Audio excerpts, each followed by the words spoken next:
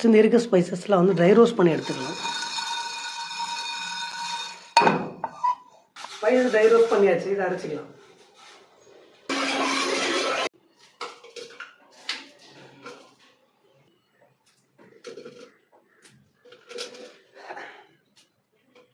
இஞ்சி பூண்டு, புதினா, கொத்தமல்லி, சின்ன வெங்காயம், பச்சை மிளகாய், இதுதான் மெயின் மசாலா.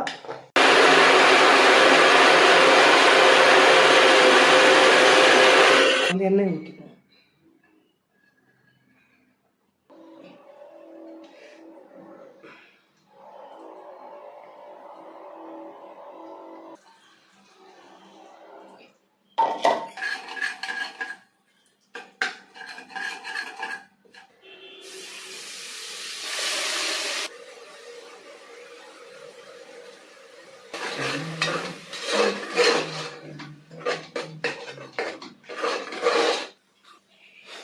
நல்லா இந்த பச்சை வாசனை போய் இந்த ரா ஸ்மெல் போன அப்புறமா நம்ம வந்து தக்காளி ஆட் பண்ணிக்கலாம். அது அடி பிடிச்சதுலாம் வந்து தக்காளி போட்டால் வந்துடும், ஒன்றும் பிரச்சனை இல்லை.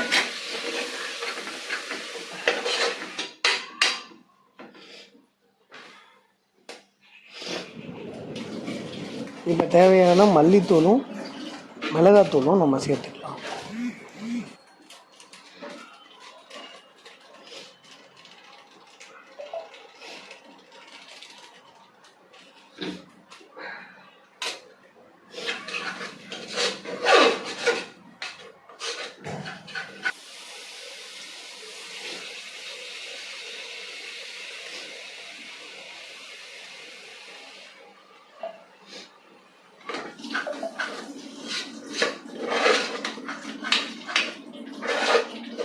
மட்டன் எடுத்து இது கூட சேர்த்துக்கலாம்.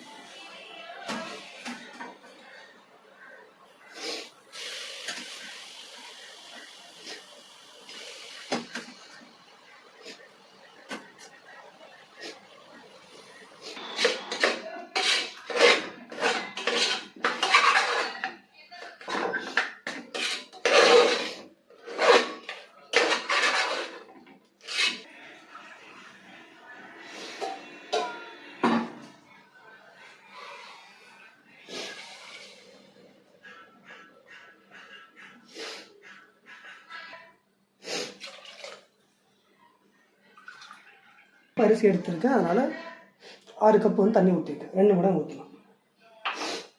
அரிசியை வந்து 1/2 அன் ஹவர் ஊற வச்சு எடுத்துக்கலாம். ஒரு 1/2 லெமனை பிழிஞ்சு விட்டுக்கலாம். நம்ம மட்டனை இந்த தண்ணியில் வந்து ஒரு 30 மினிட்ஸ் to 40 மினிட்ஸ் வந்து வேக வைக்கணும். Depends on mutton.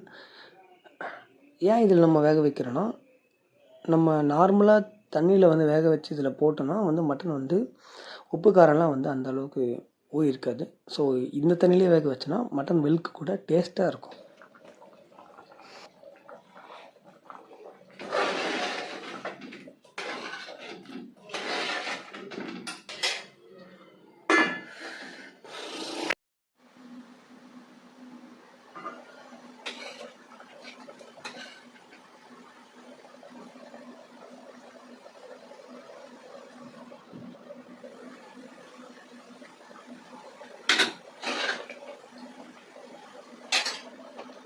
மட்டன் நல்லா வந்துருச்சு. இப்போ நம்ம அரிசி ஆட் பண்ணிக்கலாம்.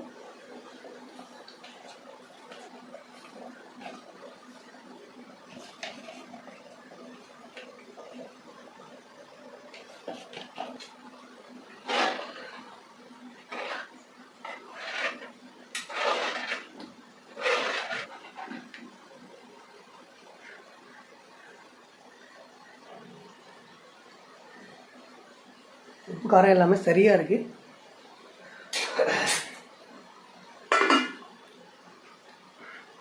ரைஸும் தண்ணி ஈக்குவலாக வர்றது வெயிட் பண்ணிவிட்டு ரைஸும் தண்ணி ஈக்குவலாக வந்து தம் போட்டுருவோம்.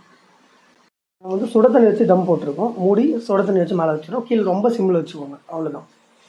நம்ம ஆல்ரெடி ஒரு 10 மினிட்ஸ் 20 மினிட்ஸ் தம் போட்டாச்சு.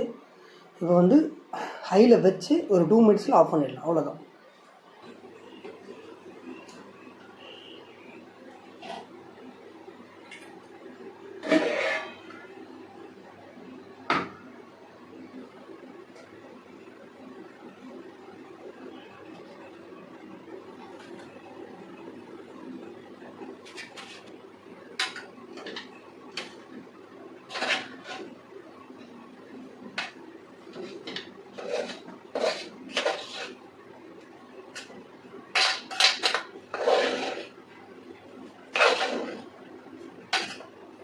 அவ்வளோதாங்க. நம்ம டேஸ்டியான சூடான திண்டுக்கல் மட்டன் பிரியாணி ரெடி ஆகிடுச்சு. It is ready to serve. இந்த மாதிரி ஒரு வாட்டி இந்த சண்டே செஞ்சு பாருங்கள். இந்த சண்டே முடியலைன்னா சேவ் பண்ணி வச்சுட்டு நெக்ஸ்ட் சண்டே ட்ரை பண்ணுங்கள். இந்த மாதிரி ஒரு பிரியாணி நீங்கள் சாப்பிட்ருக்கவே மாட்டீங்க.